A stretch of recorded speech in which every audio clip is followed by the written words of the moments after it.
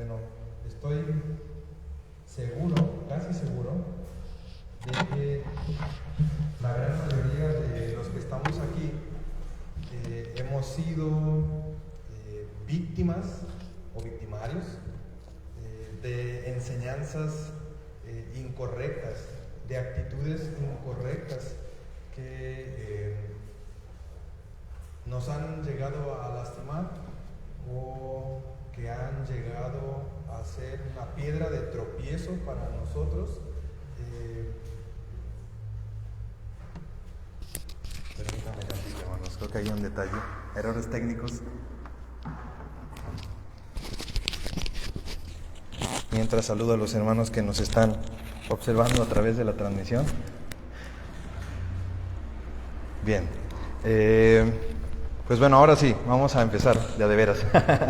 Sí, les estaba comentando que casi estoy seguro y convencido de que la gran mayoría de nosotros en alguna ocasión de nuestra vida hemos sido o víctimas o victimarios de enseñanzas incorrectas.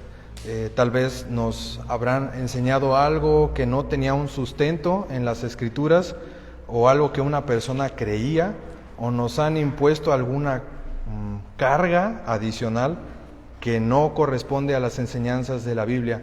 Pero bueno, el día de hoy vamos a estudiar una carta, que yo sé que ustedes saben cuál es la que sigue, si nos han estado acompañando todas estas semanas, que aborda ese tema, pero es un tema bastante delicado, porque eso puede hasta cierto punto determinar si una persona realmente es un hijo del Señor o no lo es. La carta que vamos a estudiar el día de hoy, ya lo comentó la hermanita Greta, es la carta a los Gálatas.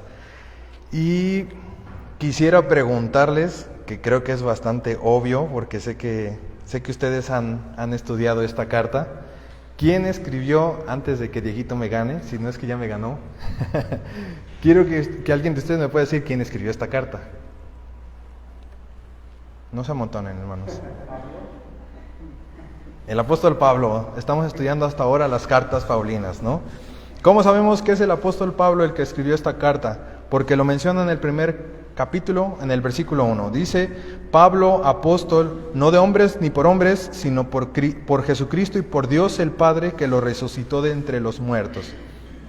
Hay algunas personas que ponen en tela de duda que el apóstol Pablo haya escrito esta carta, por algunas cuestiones que tienen la respuesta dentro de la misma, en el contexto en el que se dieron los hechos de esta carta. Uno de ellos es porque, si ustedes recuerdan, en la mayoría de las cartas del apóstol Pablo siempre hay una acción de gracias por la iglesia.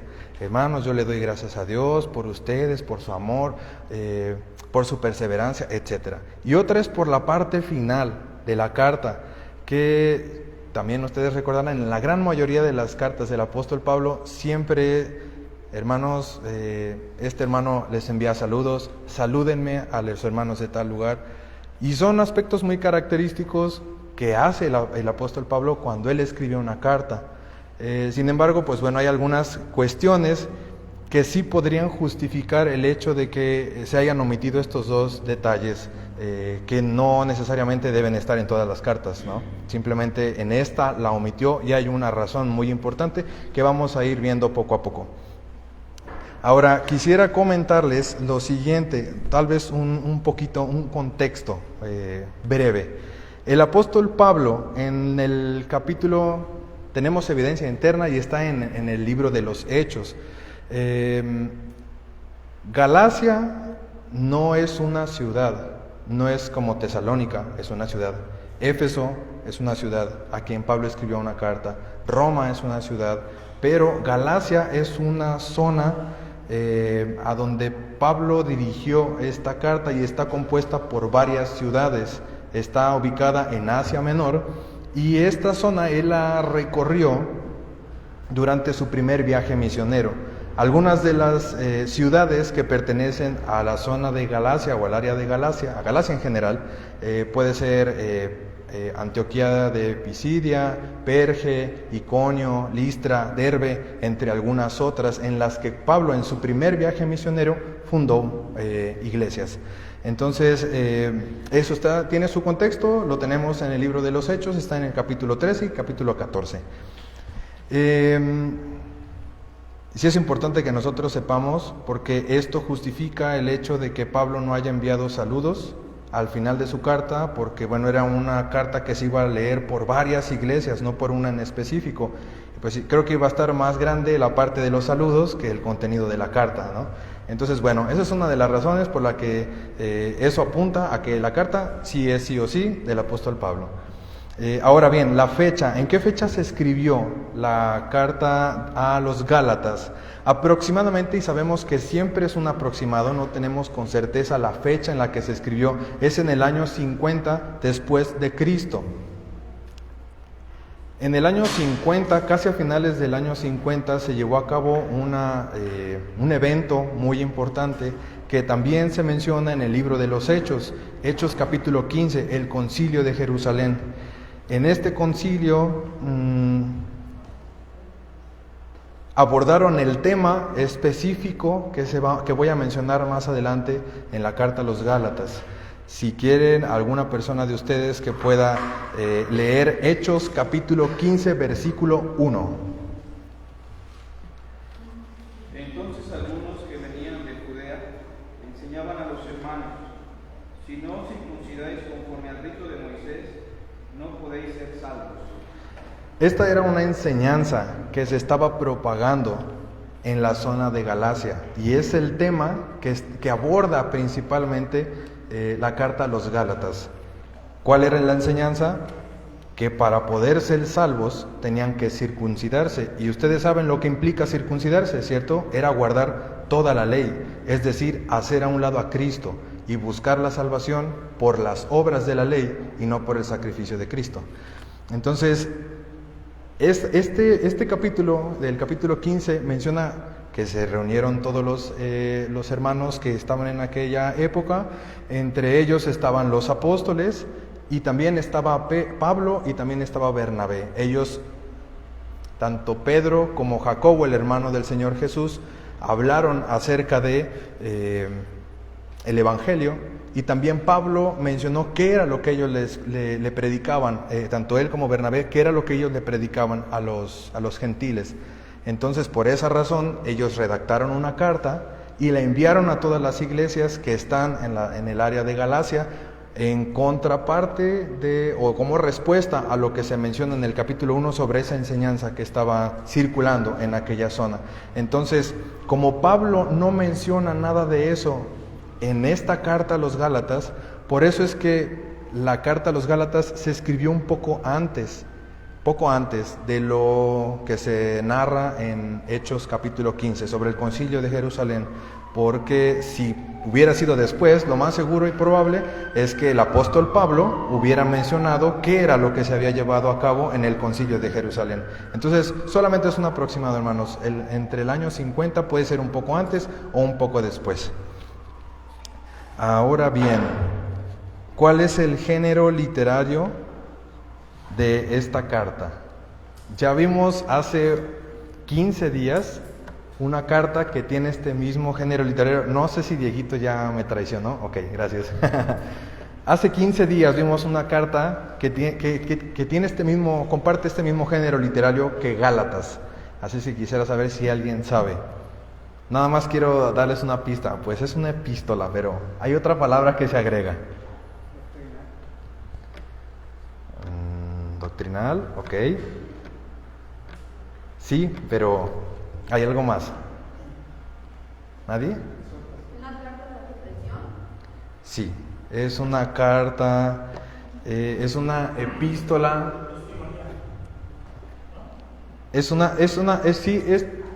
En parte sí, porque narra la vida de Pablo y cómo es que él ha cambiado, ¿no? Doctrinal sí también, porque aborda bastantes temas doctrinales, más tarde lo vamos a ver.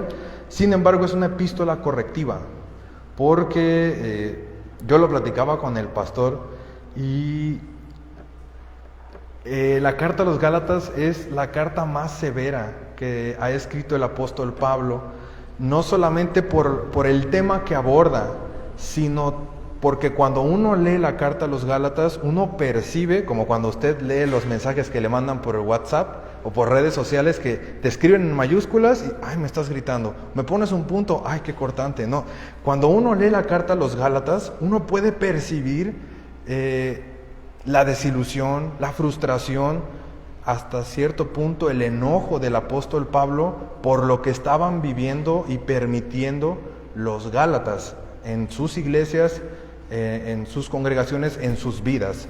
Entonces es una epístola correctiva. Quisiera que por allí me acompañaran. Gálatas 4, 19 y 20 dice: queridos hijos, por quienes vuelvo a sufrir dolores de parto hasta que Cristo sea conformado en ustedes, como quisiera estar ahora con ustedes y hablarles de otra manera, porque lo que están haciendo me tiene perplejo. Estaba totalmente asombrado el apóstol Pablo, de tal manera que incluso por este sentir del apóstol Pablo es que no dio una acción de gracias. Era más su pesar por lo que estaba ocurriendo en esta zona y con los creyentes, con los hermanos por los Gálatas, que simplemente él, incluso desde el capítulo 1, versículo 6, él va de lleno al tema. Y él les dice: estoy maravillado de que tan pronto os hayáis alejado del que los llamó por la gracia de Cristo para seguir un evangelio diferente. O sea, desde el principio, él simplemente los saluda y llega directo al grano. También por ahí hay otro versículo, creo que los vamos a ir encontrando poco a poco. Incluso al final, en el capítulo 6, versículo 17, puede ser que, depende de la forma en la que lo leamos, pero él dice: por lo demás, que nadie me cause más problemas, porque yo llevo en el cuerpo las cicatrices de Jesús. Estoy leyendo otra versión, no crean que me lo estoy inventando, o es la versión David, es otra versión. Es una epístola correctiva, y lo que él intenta es hablarle a los hermanos, a los Gálatas, señalando su error, señalando varios temas que posiblemente no vamos a profundizar en ellos, pero los voy a ir mencionando. Y en específico es el tema que se mencionó en Hechos 15:1 que acabamos de leer. La salvación, lo que enseñaban en aquellos entonces algunas personas que se habían infiltrado en la iglesia, era: para que ustedes sean salvos, tienen que circuncidarse. Y el apóstol Pablo, a manera de respuesta a ello, escribe esta carta para mostrarle a los hermanos, para explicarle a los hermanos cuál era su error, cuál es el fundamento de la salvación, de dónde sale la justificación, o cómo es que somos declarados justos y cómo es que podemos llegar a ser salvos, cuál es nuestro medio para la salvación. Así es que vamos a empezar ahora con otro tipo de aspectos, como el tema. Si alguien de ustedes ha leído la carta a los Gálatas, me podría decir antes de que se coloque por aquí. No, ya no. Ya eso era sorpresa, pero ya no. El tema es, como lo menciona ahí, la salvación por medio de la fe en Cristo. El pastor lo mencionó hace 15 días, lo mencionó la semana pasada, el jueves, y también lo mencionó este domingo que pasó. Habló y mencionó únicamente la herejía judaizante. ¿Y en qué consiste la herejía judaizante? Pues precisamente lo que dice Hechos, lo que estaban enseñando los hermanos, los judíos, Hechos 15:1, ustedes van a ser salvos si se circuncidan, haciendo a un lado totalmente a Cristo, si no es salvación meramente por las obras. Ese es el tema que intenta abordar el apóstol Pablo en esta carta, y los Gálatas estaban recibiendo estas enseñanzas contrarias a la verdad. Gálatas 5, del 1 al 4, quisiera que alguien por allí me ayudara a leerlo. Estad pues firmes en la libertad con que Cristo nos hizo libres, y no estáis otra vez sujetos al yugo de esclavitud. He aquí, yo Pablo os digo que si os circuncidáis, de nada vas a aprovechar a Cristo. Y otra vez testifico a todo hombre que se circuncida, que está obligado a guardar toda la ley. De Cristo os desligasteis, los que por la ley os justificáis, de la gracia habéis caído. También el capítulo 6, versículo 12, dice: los que están Los que tratan de obligarlos a ustedes a circuncidarse lo hacen únicamente para dar una buena impresión y evitar ser guiados por causa de, evitar ser perseguidos por causa de la cruz de Cristo. Esta era una enseñanza que estaba corriendo por toda aquella zona. Hermanos tienen que circuncidarse, hermanos tienen que guardar la ley. ¿Cuántas leyes son? Pues son muchísimas, ¿no? Muchísimas cosas las que tienen que cuidarse ustedes para que puedan ustedes llegar a ser salvos. Y los hermanos lo estaban recibiendo y lo estaban practicando, no lo estaban rechazando, ni estaban meditando en las Escrituras, ni en las enseñanzas que ya habían recibido por parte de Pablo, para poder rechazar o no recibir este mensaje. Lo estaban ellos recibiendo tal cual. ¿Por qué razón? Bueno, más adelante voy a mencionar que si ustedes han leído la carta a Gálatas, se dan cuenta que el apóstol Pablo defiende mucho su ministerio. Este es un aspecto que él hace en la mayoría de sus cartas, ¿no? Él siempre tuvo un problema en el que las personas lo desacreditaban como apóstol, no aceptaban sus enseñanzas, y eso hacía que, con palabras muy persuasivas, como lo menciona la carta a los Gálatas, convencían a las personas de que la enseñanza del apóstol Pablo no era correcta, y por esa razón, hermano, el apóstol Pablo enseña esto y esto, pero eso no es cierto. Él ni siquiera fue un discípulo del Señor Jesús, así es que la verdad es esta: tienes que guardar la ley mosaica, tienes que circuncidarte, y de esa manera es la que tú vas a poder ser salvo. Pablo fundamenta, cuando él se entera de eso, él fundamenta con las Escrituras, con lo que tenían revelado hasta ese momento, cuál era el origen de la justificación, y eso lo podríamos encontrar en Gálatas 3 del 6 al 9. Le voy a dar lectura. Dice: así fue con Abraham. Bueno, voy a leerlo en la versión Reina Valera, que me imagino que es la que ustedes traen, ¿no? Así Abraham creyó a Dios y le fue contado por justicia. Sabed por tanto que los que son de fe, estos son hijos de Abraham. Y la Escritura, previendo que Dios había de justificar por la fe a los gentiles, dio de antemano la buena nueva a Abraham, diciendo: en ti serán benditas todas las naciones, de modo que los que son de fe son bendecidos por el creyente Abraham. Después de todo lo que estaban recibiendo y aceptando los Gálatas, Pablo utiliza el mejor ejemplo de que la salvación siempre ha sido únicamente por creer.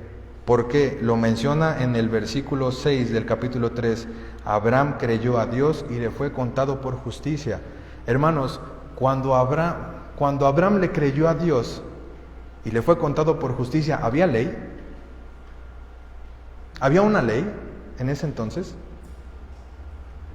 La ley mosaica fue dada poco más de 400 años después, y aún así Abraham fue justificado. No hay razón para que las personas puedan creer que nosotros somos justificados por las obras de la ley, porque entonces Abraham y todas las personas que estuvieron antes de la ley no serían justificadas. ¿Por qué? Porque para ellos no había ley. ¿Cómo podrían ser justificados si no hay que los justifique? La ley no existía, y eso es lo que Pablo utiliza para poder decir: ¿saben qué, hermanos? Yo entiendo lo que estas personas están diciendo, pero no lo acepto. ¿Por qué? Porque Abraham fue justificado por creerle a Dios, pero eso, cuando Abraham creyó, no existía la ley, no había absolutamente nada que lo pudiese justificar si es que la ley justifica. Entonces él deja en claro, y eso es para nosotros también, siempre ha sido la justificación por medio de la fe, y actualmente pues es por la fe en Cristo. Siempre ha sido por la fe la justificación. Como le dice, aquí lo menciona, pero se me perdió de vista. Dice: en ti serán benditas todas las naciones. Sí. el versículo 8, y la Escritura, previendo que Dios había de justificar por la fe a los gentiles, dio de antemano la buena nueva a Abraham, diciendo, en ti serán benditas todas las naciones. Eso es algo que Dios le dijo a Abraham, pero en ese en ti está implícito en tu simiente. Y de hecho lo menciona un poco más abajo, no es versículo 16, ahora bien, a Abraham fueron hechas las promesas y a su simiente. No dice y a sus simientes, como si hablase de muchos, sino como uno. Y a tu simiente. ¿Y quién es la simiente? Cristo. A través de Cristo es que nosotros somos bendecidos. ¿Por qué somos bendecidos nosotros a través de Cristo? ¿Alguien tiene alguna idea?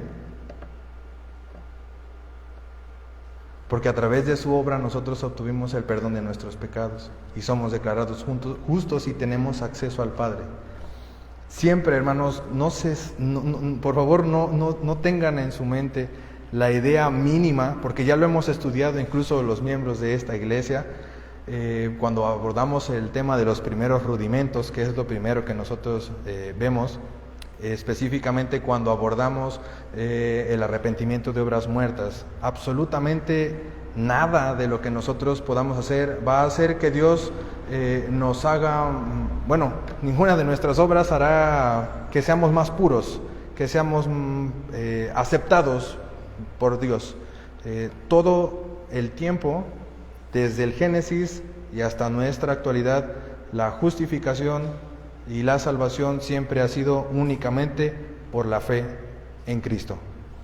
Así es que no acepten otro tipo de enseñanzas, hermanos, porque entonces estarían cayendo en una herejía judaizante, ¿no? Ninguna de sus obras, ni venir a la iglesia, ni orar, ni leer, esos no quiero entrar tanto en ese tema, pero mejor ahí les corto. Ahorita les sigo con eso, porque si no me voy a desviar mucho. Hermanos, el propósito, quiero que revisemos el propósito. ¿Cuál creen ustedes que es el propósito de la carta a los Gálatas?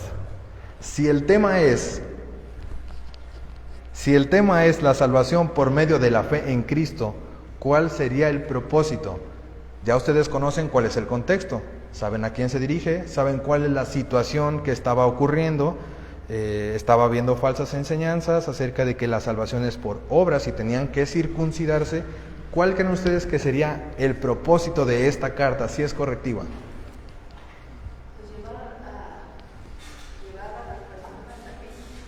Ok, sí. Ok, sí. ¿Alguien más? ¿Cómo? ¿El Evangelio? Ok, sí. ¿Alguien más? ¿Nadie? No lo he puesto. La herejía y aparte recalcar esto que comentaste, ¿no? La salvación únicamente es por fe en Cristo. Sí. Todo. Perdón. Se habían alejado de la verdad, ¿no? Sí. Entonces, porque estaba haciendo Pablo llevarlos otra vez a la verdad, como ellos habían sido enseñados. Sí. Quitarles esas ideas que habían sido otra vez introducidas en ellos. Así es, todo lo que ustedes han comentado aporta a. El propósito es recordarle a los hermanos Gálatas, a los Gálatas, que la salvación es únicamente por la fe en Cristo, no por las obras de la ley. Ese es el propósito central de esta carta. Se menciona, es como cuando nosotros entramos a una conversación y creo que a veces nos sucede que hablamos de un tema y luego hablamos de otro y luego regresamos al primero y luego tratamos otro tema. Pablo lo hace un poquito así, pero cuando nosotros lo ordenamos, tiene sentido. Y entonces podemos encontrar cómo es que él poco a poco va abordando y llevando a que los hermanos de una manera directa y concreta que recuerden que la salvación es únicamente por la fe en Cristo y no por las obras de la ley. Alguien que pueda ayudarme a leer Gálatas 2:16.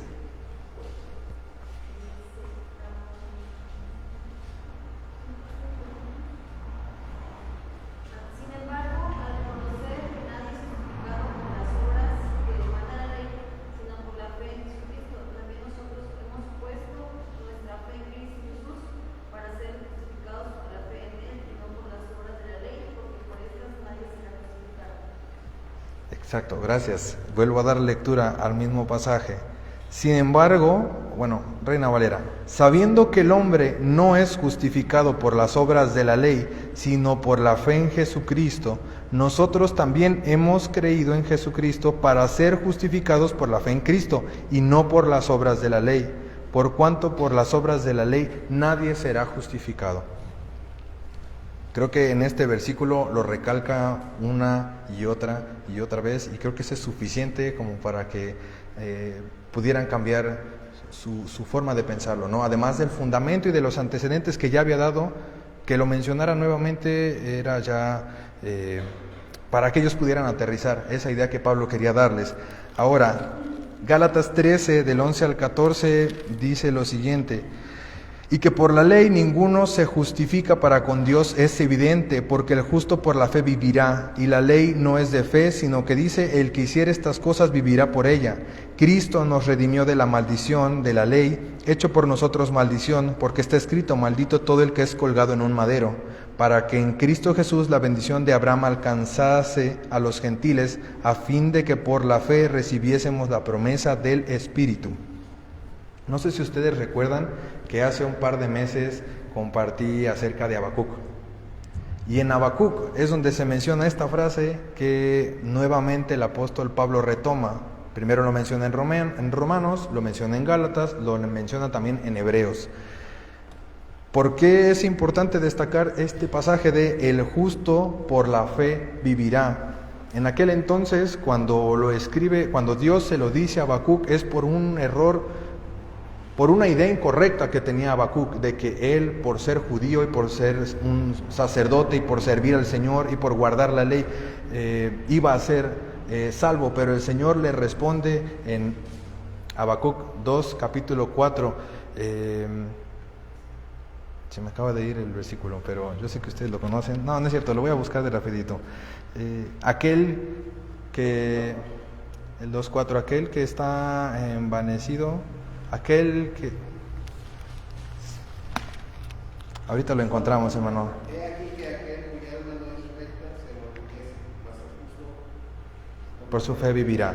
Sí, ese es el versículo, y Dios se lo dice directamente a Habacuc para que él reaccione y él se dé cuenta de que él estaba más perdido que los caldeos, a quienes él iba a mandar para enseñarle al pueblo de Israel.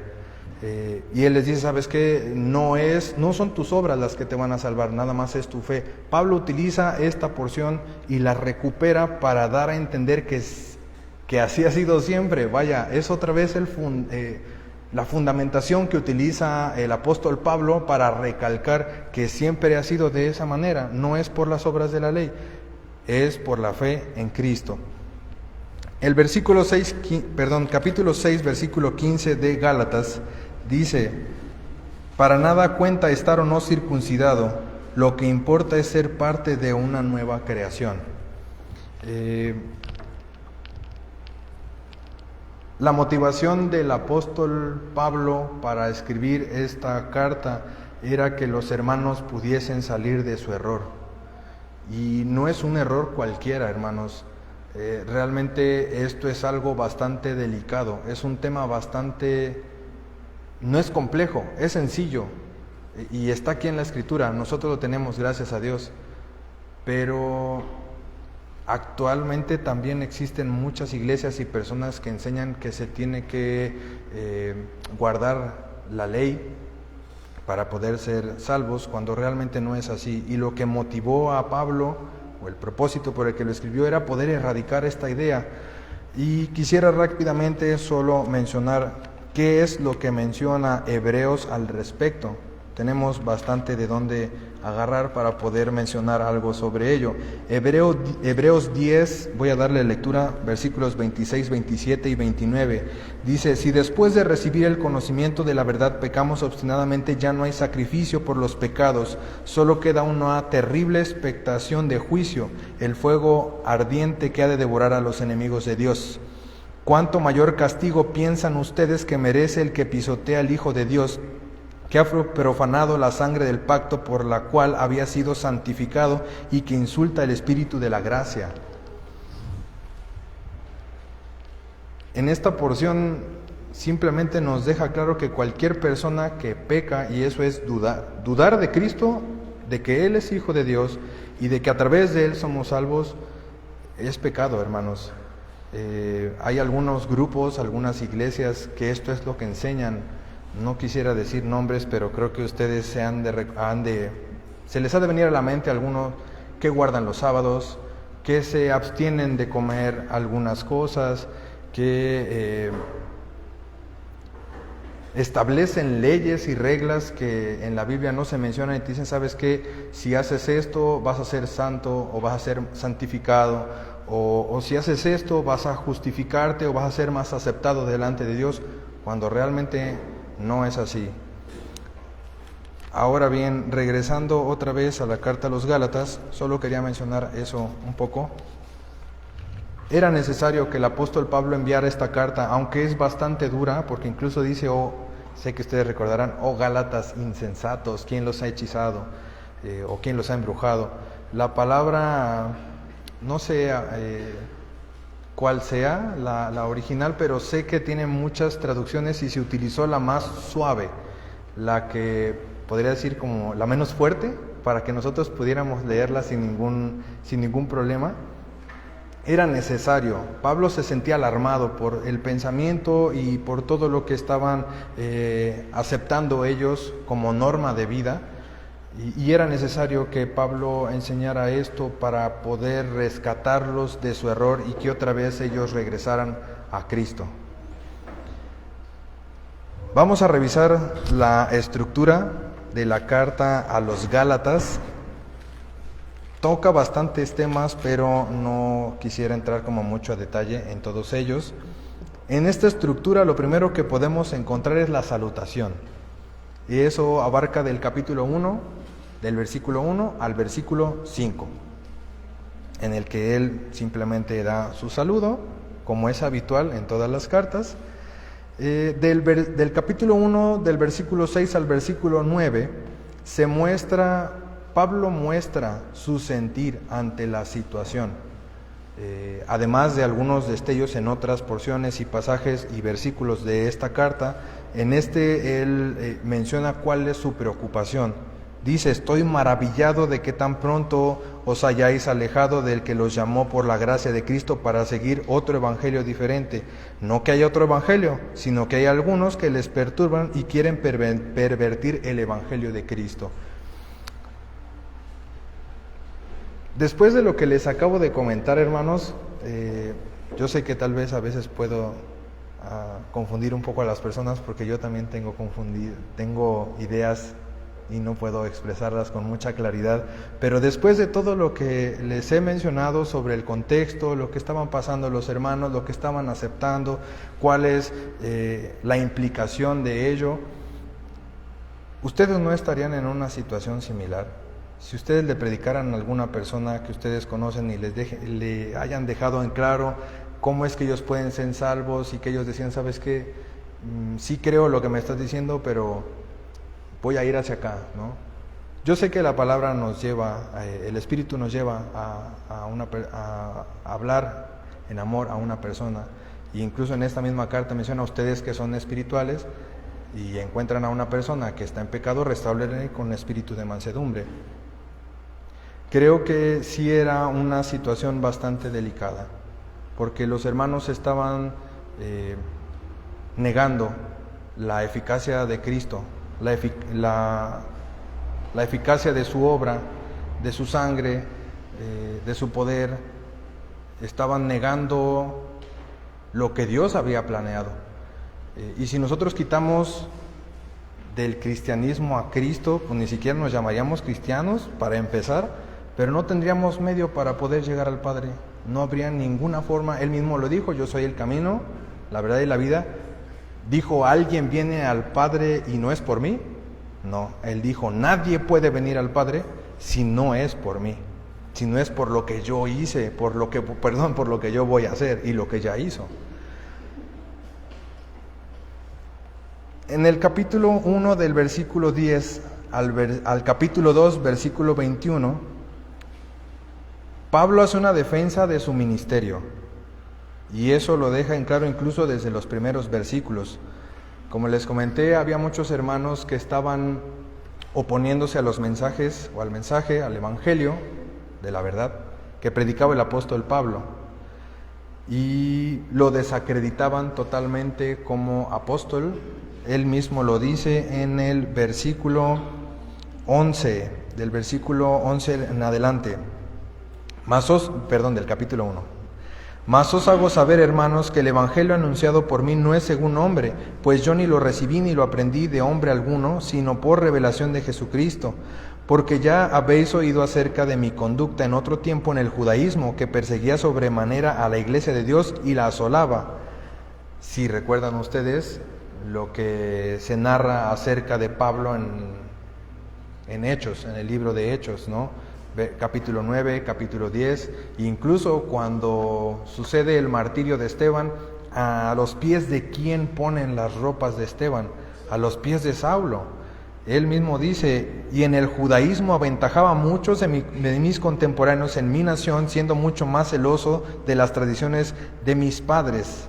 Pero aquí viene un versículo que es clave en esta parte del libro, de la carta. Dice, pero cuando agradó a Dios, que me apartó desde el vientre de mi madre y me llamó por su gracia, revelar a su Hijo en mí para que yo predicase entre los gentiles, no consulté enseguida con carne ni sangre, ni subí a Jerusalén a los que eran apóstoles antes que yo, sino que fui a Arabia y volví de nuevo a Damasco. En esta parte él menciona cómo fue. Sí, él menciona que en otro tiempo hizo cosas que eran incorrectas, desconocía totalmente del Señor, pero después llegó a encontrarse con Él. Eso con la finalidad de que los hermanos gálatas sepan que el mensaje que Pablo está predicando es el mensaje verdadero y es el mismo mensaje del Señor Jesucristo. Ahora bien, del capítulo 3:1 al versículo 4:7, Pablo aborda el propósito de la ley y el resultado de la fe. No sé si alcanzan a... ¿Dónde está? Aquí es donde vienen las palabras más fuertes de Pablo.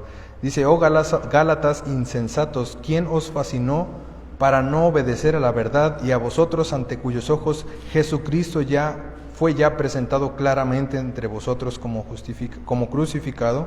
Esto solo quiero saber de vosotros, ¿recibisteis el Espíritu por las obras de la ley o por el oír con fe? ¿Tan necios sois? Habiendo comenzado por el Espíritu, ¿ahora vais a acabar por la carne? ¿Tantas cosas habéis padecido en vano, si es que realmente fue en vano? Aquel pues que os suministra el Espíritu y hace maravillas entre ustedes, ¿lo hace por las obras de la ley o por el oír con fe? A partir de allí, él empieza a mencionar cuál es la razón por la que existe la ley, que es lo que los Gálatas, la enseñanza que estaba circulando en aquel entonces, y no quisiera adelantarme, pero dice el versículo 19, entonces, ¿para qué sirve la ley? Pregunta Pablo. Fue añadida a causa de las transgresiones hasta que viniese la simiente a quien fue hecha la promesa y fue ordenada por medio de ángeles en manos de un mediador. ¿Por qué fue, de acuerdo a lo que dice Romanos, por qué fue dada la ley? ¿Para qué fue dada la ley, hermanos? Para el conocimiento de pecado, perdón. Acá menciona el hermano, ¿sí? A causa de las transgresiones, ¿ok? ¿Sí? ¿Qué más? ¿Cuál es el propósito de la ley? Fuera como una cuidador, ¿no? Ok. Sí, era esa causa del pecado del hombre. ¿Para qué fue dada? Para delimitar qué era lo que era correcto hacer y qué era lo que era incorrecto hacer delante de Dios.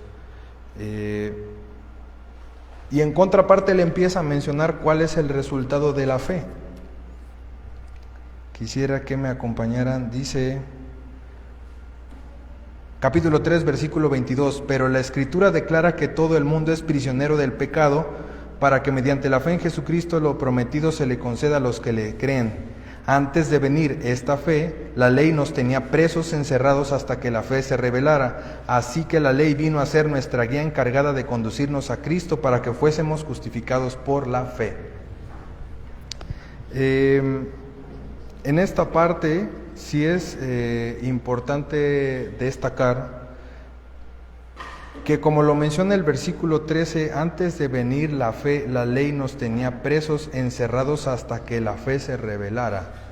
Y el versículo 22 dice: pero la Escritura declara que todo el mundo es prisionero del pecado, porque mediante la fe en Jesucristo lo prometido, para que mediante la fe en Jesucristo lo prometido se le conceda a los que le creen. ¿Cuál es el resultado de la fe como respuesta al propósito de la ley, de acuerdo a estos versículos que acabo de leer? El propósito de la ley es condenarnos. El propósito de la ley fue dada a causa de nuestras transgresiones, pero ¿cuál es el resultado de la fe?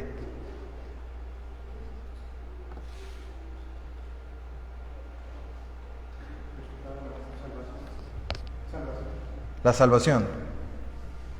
Exacto. Dice: antes de venir la fe, la ley nos tenía presos, encerrados hasta que la fe se revelara.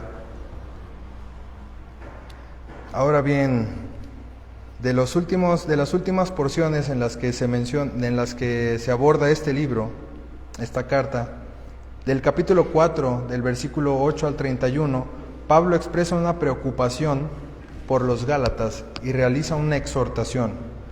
Versículo 8 del capítulo 4 dice: antes, cuando ustedes no conocían a Dios, eran esclavos de lo que en realidad no son dioses. Pero ahora que conocen a Dios, o más bien que Dios los conoce a ustedes, ¿cómo es que quieren regresar a esos principios ineficaces y sin valor? ¿Quieren volver a ser esclavos de ellos? Ustedes siguen guardando los días de fiesta, meses, estaciones y años. Temo por ustedes que tal vez me haya estado esforzando en vano. Pablo vuelve una y otra vez a mencionar que él realmente estaba preocupado por ellos, porque realmente los Gálatas estaban esforzándose demasiado por cumplir con la ley. Estaban desechando totalmente a Cristo y su obra por nosotros. Entonces Pablo expresa esto con la finalidad de que ellos puedan darse cuenta que lo que estaban creyendo realmente era incorrecto. Y eso lo vemos a lo largo de toda esta porción. Ahora, del capítulo 5, del versículo 1 al capítulo 6, versículo 17, Pablo hace una explicación del significado de la libertad en Cristo como el resultado de vivir en fe y no por las obras de la ley. ¿Alguien me podría ayudar a leer el versículo 1 del capítulo 5, por favor? Estad pues firmes en la libertad con que Cristo nos hizo libres, y no estéis otra vez sujetos al yugo de la esclavitud. Y el versículo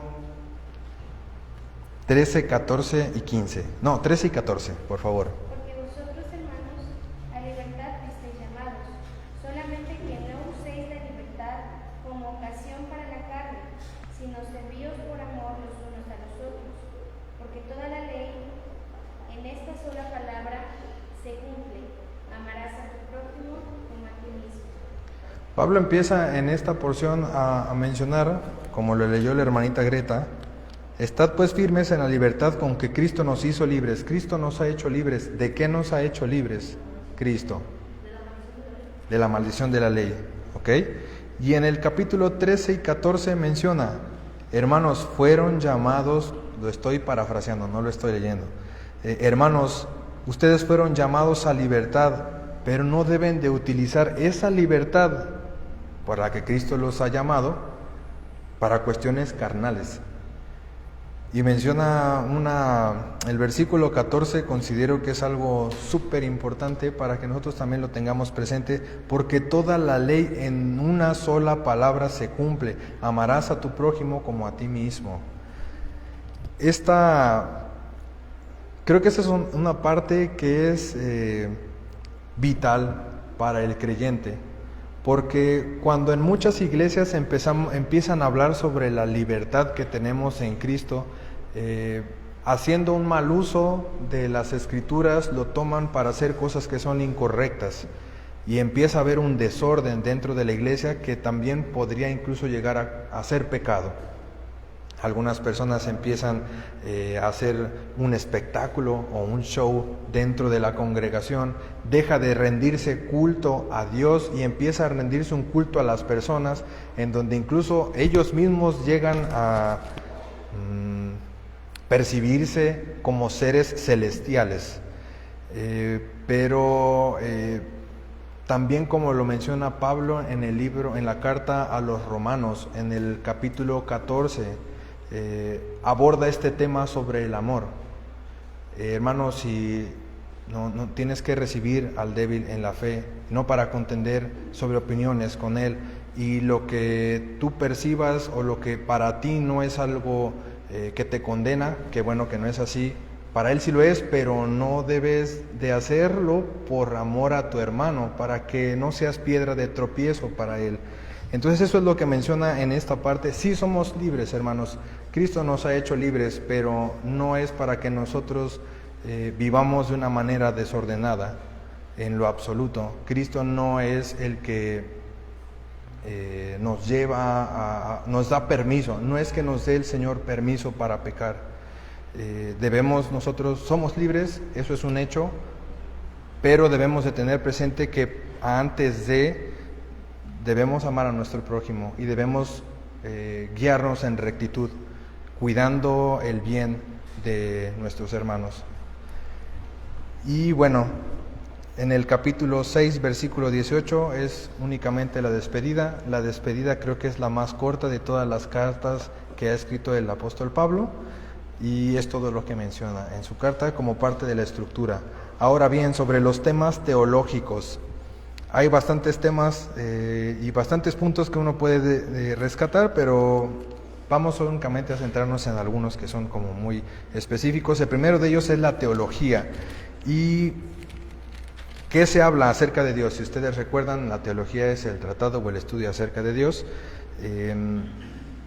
¿Qué se aborda acerca de Dios? Se habla acerca de su misericordia, de su soberanía, de su bondad, de su justicia, pero también algo que abona al tema y al propósito de esta carta es que Dios cumple sus promesas. ¿Me podrían ayudar, por favor, a leer Gálatas 3, versículo 8?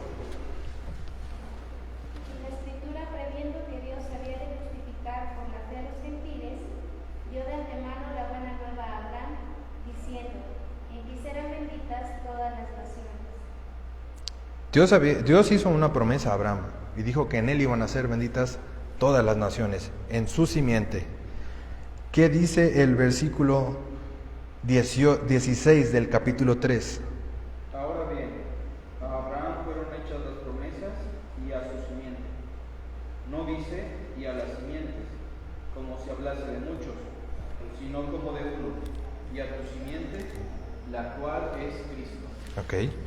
Aquí está dando por eso, estamos viendo y observando que Dios le hizo una promesa, que en él, en su simiente, en Cristo iban a ser benditas todas las naciones. ¿Y qué dice el versículo 4 del capítulo 4 de Gálatas? Pero cuando se cumplió el plazo, Dios envió a su Hijo nacido de una mujer, nacido bajo la ley, para rescatar a los que estaban bajo la ley. Capítulo 5, versículo 5. 4 y 5. 4 y 5, sí. 4. Pero cuando vino el cumplimiento del tiempo, Dios ¿Sí? envió a su Hijo nacido de mujer y nacido bajo la ley, Ajá. para que redimiese a los que estaban bajo la ley, a fin de que recibiésemos la adopción de hijos. Dios cumplió su promesa y está precisamente a la vuelta de la página, podemos observarlo, sí, claro, en toda la Biblia, pero en el capítulo 3 menciona a Pablo a los Gálatas, Dios prometió a Abraham que iban a ser benditas todas las naciones en su simiente, y en el capítulo 4 afirma entonces que cuando se cumplió el tiempo, lo que le había prometido a Abraham se cumplió. Dios siempre ha cumplido sus promesas, hermanos, y siempre las va a cumplir. Por esas promesas, por esa promesa que fue cumplida para Abraham, es que nosotros podemos estar el día de hoy aquí estudiando su palabra, cantándole, y tenemos el conocimiento que tenemos. Y pues gloria sea a Dios por eso, ¿no? Porque Él siempre cumple sus promesas. Ahora, sobre la cristología, Alguien que me ayude a leer Gálatas 3:22. Bueno, lo leo yo. Pero la Escritura declara que todo el mundo es prisionero del pecado para que mediante la fe en Jesucristo lo permitido se le conceda a los que creen. En Cristo es que nosotros obtenemos la promesa de Dios. Nosotros no podemos obtener las promesas de Dios de ninguna otra manera, sino única y exclusivamente a través de Cristo. Eso es lo que menciona la carta acerca de Cristo. Sí, algunas otras cosas, pero creo que esto es lo que hace relación con la teología y la cristología. Ahora bien, sobre la neumatología. ¿Qué dice la carta a los Gálatas sobre la neumatología? Capítulo 3, versículo 2 y 3. Solo quiero que me respondan esto. ¿Recibieron el Espíritu por las obras que demanda la ley o por la fe con que aceptaron el mensaje? Tan torpes son, después de haber comenzado con el Espíritu, pretenden ahora perfeccionarse con esfuerzos humanos. Sobre la neumatología, Pablo escribe a los Gálatas y menciona que únicamente se recibe por la fe en Cristo, y lo deja claro en el versículo 2. ¿Cómo recibieron el Espíritu? ¿Por las obras de la ley? ¿Por obedecer a la ley? ¿O por oír con fe? Nosotros recibimos, ¿cómo recibimos el Espíritu Santo, hermanos? ¿Cómo lo recibieron ustedes? ¿Por las obras de la ley? ¿O porque porque ustedes han escuchado el mensaje, el Evangelio? Dice Romanos 10:17, porque la fe viene por el oír y el oír la palabra, ¿no? Y ustedes han sido expuestos, o sea, hemos sido todos expuestos al Evangelio, y por esa razón es que hemos creído, y por haber creído es que nosotros hemos recibido al Espíritu Santo, que es la promesa que se había dado con anterioridad. También menciona la carta a los Gálatas que el Espíritu Santo ejerce una obra intercesora. Capítulo 4, versículo 6. Dice, ustedes ya son hijos, Dios ha enviado a nuestros corazones el Espíritu de su Hijo que clama, Abba, Padre. Y bueno, como lo hemos estudiado en muchas ocasiones, Abba no es cualquier palabra, es una forma de hablarle a Dios, pero de una forma muy tierna, ¿no? Hay mucha confianza a través de Cristo, y al ascender Cristo a los cielos, envía al Espíritu Santo, que es lo que mencionó. Si yo no me voy, no voy a enviar al Consolador, o no va a venir el Consolador. Una vez que viene el Consolador, entonces nosotros tenemos este acceso al Padre, y por esa razón es que hay confianza, ¿no? Y podemos acercarnos al trono de Dios para clamar hacia Él. Esa es la obra del Espíritu Santo que se menciona en la carta a los Gálatas. También en el capítulo 5, versículo 22 y 23, menciona que el Espíritu da fruto. Dice, en cambio, el fruto del Espíritu es amor, alegría, paz, paciencia, amabilidad, bondad, fidelidad, humildad y dominio propio. Esta es una de las porciones que generalmente más nos aprendemos, pero a veces no nos damos cuenta de que significan más de lo que nosotros podemos creer, de lo que nuestra pequeña y limitada mente nos permite saber acerca de. Bueno, no voy a tocar el tema de las obras, eso lo voy a dejar para después, si es que puedo pasar otra vez a compartir, porque puede malinterpretarse. Y finalmente, sobre neumatología, en el capítulo 6, versículo 1, dice: hermanos, si alguno fuere sorprendido en alguna falta, vosotros que sois espirituales, restauradle con espíritu de mansedumbre, considerándote a ti mismo, no sea que tú también seas tentado. El Espíritu Santo capacita a los creyentes para que puedan obrar correctamente dentro de su iglesia, como miembros del cuerpo de Cristo. Así es que bueno, esas son algunas de las cosas que menciona la carta a los Gálatas acerca del Espíritu Santo, de la neumatología. De la antropología, recordemos que la antropología es la doctrina del hombre. ¿Sí? No. Bueno, ¿qué es lo que menciona Gálatas sobre eso? Menciona que el hombre continúa esforzándose una y otra vez por salvarse por sus propias fuerzas. Lo leímos en Hebreos, ¿no? ¿Qué es lo que pasa cuando una persona no confía en Cristo? Pues está pisoteando la sangre de Cristo y la obra de Cristo cuando uno decide no creer en Él. Y Gálatas 6, 12 y 13 menciona, dice, todos los que quieren agradar a la carne, estos los obligan a que se circunciden solamente para no padecer persecución a causa de la cruz de Cristo, porque ni aun los mismos que se circuncidan guardan la ley, pero quieren que ustedes se circunciden para gloriarse en su carne. Y eso tristemente, como lo mencioné hace rato, lo seguimos viviendo actualmente. Personas que creen que por sus obras, creen que por los esfuerzos de cada uno van a poder llegar a ser salvos, ¿no? Y espero que eso haya quedado totalmente claro este día, que evidentemente eso no es posible. Sobre la amartología, que es la doctrina del pecado, Gálatas 5:19 dice, las obras de la naturaleza pecaminosa se conocen bien, y se enlista todas las obras de la naturaleza pecaminosa o de la carne: inmoralidad sexual, impureza, libertinaje, idolatría, brujería, odio, discordia, celos, arrebatos de ira, rivalidades, disensiones, sectarismos y envidias, borracheras, orgías y otras cosas parecidas. El creyente sigue teniendo una lucha muy fuerte, y todo el tiempo en nuestro peregrinar en esta tierra vamos a seguir teniendo esa lucha, pero gracias a Dios porque nos ha enviado a su Espíritu, que es el que nos lleva a hacer el bien, que pone en nosotros el querer como el hacer por su buena voluntad, y eso es agradarle únicamente a Dios. Y para concluir, abordando la soteriología, que es la doctrina de la salvación. Espero que no vayan a salir repitiendo una y otra vez lo mismo, porque yo lo he dicho tantas veces como el apóstol Pablo en esta carta. ¿Qué se menciona acerca de la salvación? Que la salvación siempre fue y siempre será por fe, siempre.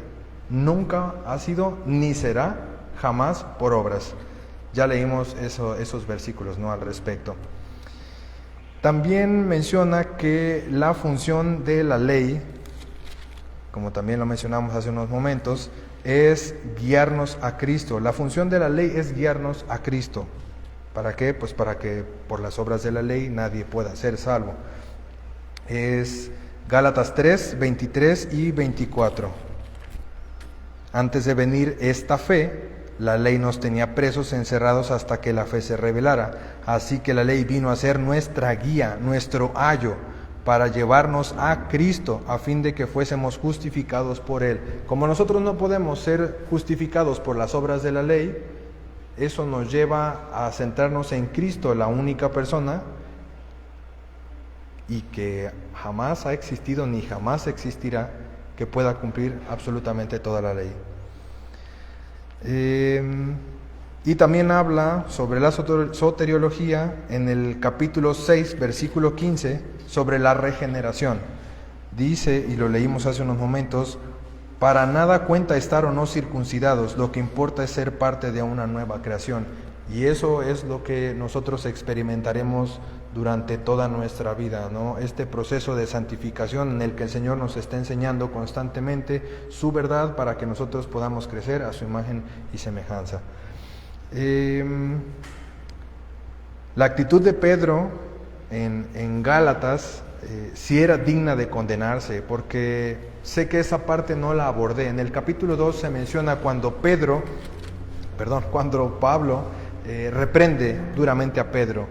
Y es que Pedro, siendo Pedro y mencionado en esta carta como un pilar de la iglesia, estaba, no sé si sea posible llamar que a este punto Pedro estaba actuando como un falso maestro, porque él se comía, dice aquí en el capítulo 2, pero cuando Pedro vino a Antioquía le resistí cara a cara porque era de condenar. Pues antes que viniesen algunos de parte de Jacobo comía con los gentiles, pero cuando vinieron se retraía y se apartaba porque tenía miedo de los de la circuncisión. Esta actitud sí era bastante difícil, sabiendo que pues era el apóstol Pedro, ¿no? ¿Quién diría que el apóstol Pedro a pesar de que tuvo sus deslices, volvió a tener uno que era muy grande, ¿no? Es decir, sí, yo estoy con ustedes, los gentiles, me junto con ustedes, como con ustedes, me comporto con ustedes, pero cuando llegan algunas otras personas prefiero mejor aislarme un poco y desaprobar lo que ustedes están haciendo, no tomándolos en cuenta.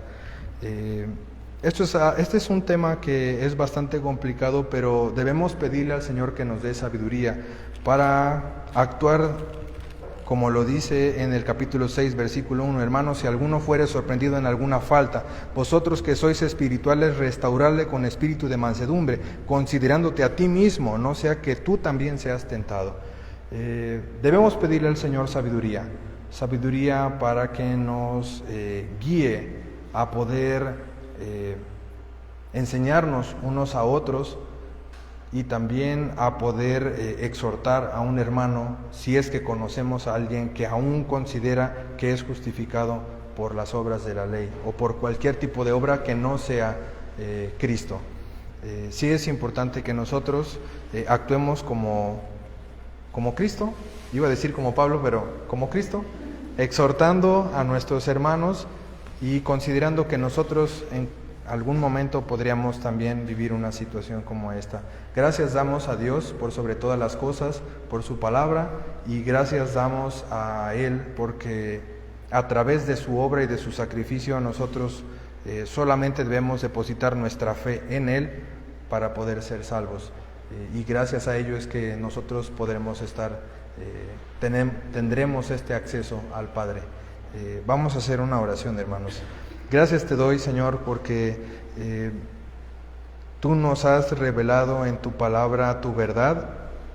Gracias te doy porque nosotros, a través de tu sacrificio, somos libres de la condenación, porque sabemos que la ley nos ha condenado, pero tú nos has declarado justos. Sabemos que la ley, si por la ley o de la ley dependiera, nosotros estaríamos destinados a la muerte, pero en ti tenemos vida abundante, Señor, y tenemos vida eterna. Te doy gracias por tu palabra, te doy gracias por tu obra, porque a través de ella es que nosotros somos declarados justos. Gracias, Señor, porque depositando nuestra confianza en ti es que nosotros somos salvos. Y ayúdanos, Señor, a no usar esta libertad que tenemos por tu sacrificio, que no la usemos para cuestiones de la carne, sino para darte gloria y honra y a cumplir la ley que tú has dejado, Señor, que es amar a nuestro prójimo como a nosotros mismos, Señor. Gracias te doy por todo lo que eres, lo que haces y lo que harás en Cristo Jesús. Amén.